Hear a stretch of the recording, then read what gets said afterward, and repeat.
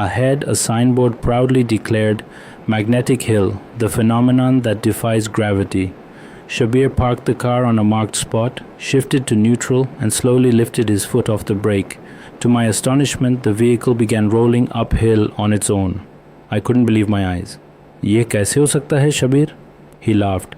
"ये लद्दाख का जादू है, sir.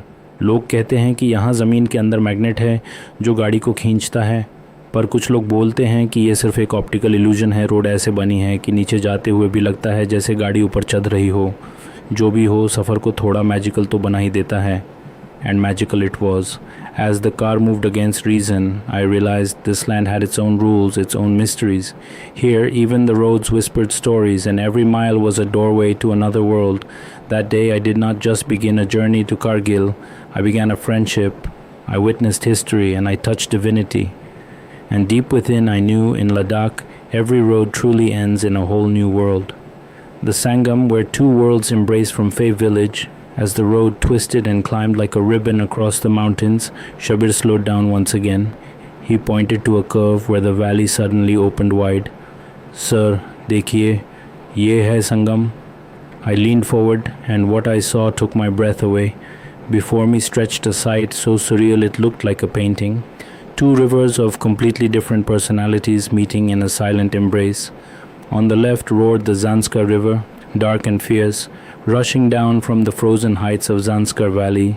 Its waters were deep blue, almost ink-like, carrying with them the wild, untamed spirit of glaciers and storms.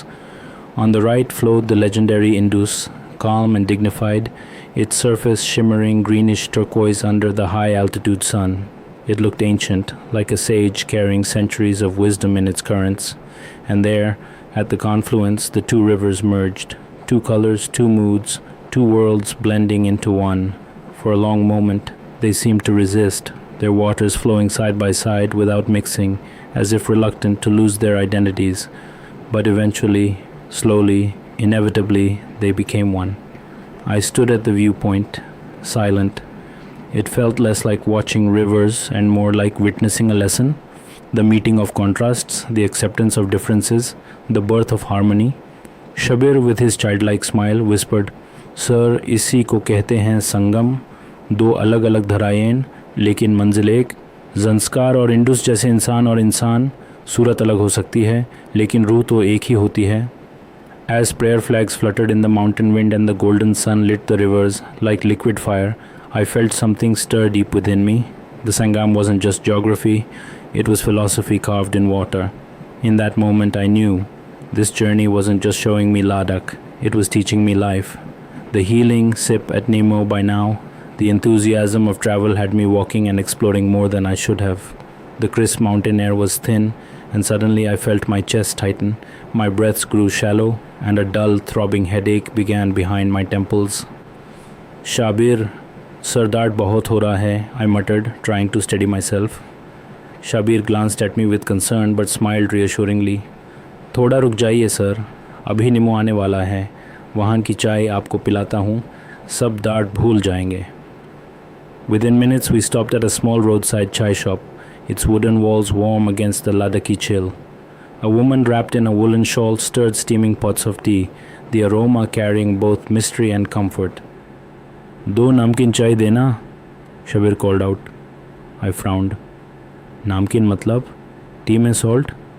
Shabir chuckled, his innocence glowing. "Ji sir, यहाँ के ancestors ने ये चाय बनाई थी, सॉल्टेड बटर टी। लद्दाख के ठंडे मौसम में ये दूध और नमक वाली चाय एक दवाई है। ये सिर्फ चाय नहीं, एक इलाज है." He leaned closer, explaining as the cups arrived.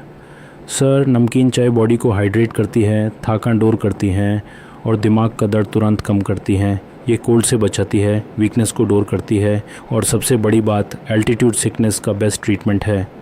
I lifted the steaming cup hesitantly. The taste was unlike anything I had known, thick, buttery, slightly salty, almost like a warm broth rather than tea. For a moment I doubted, but then I remembered the golden rule of this land. Don't be a Gama in the land of Lama. Trust the locals. Sip by sip, a miracle unfolded. The headache lifted as if washed away by the river winds. My body warmed from within, and energy returned to my veins. I leaned back, smiling. "Shabir, कसम से ये तो जादू है. He laughed heartily, pleased. बोला था ना sir, नींबू की चाय है.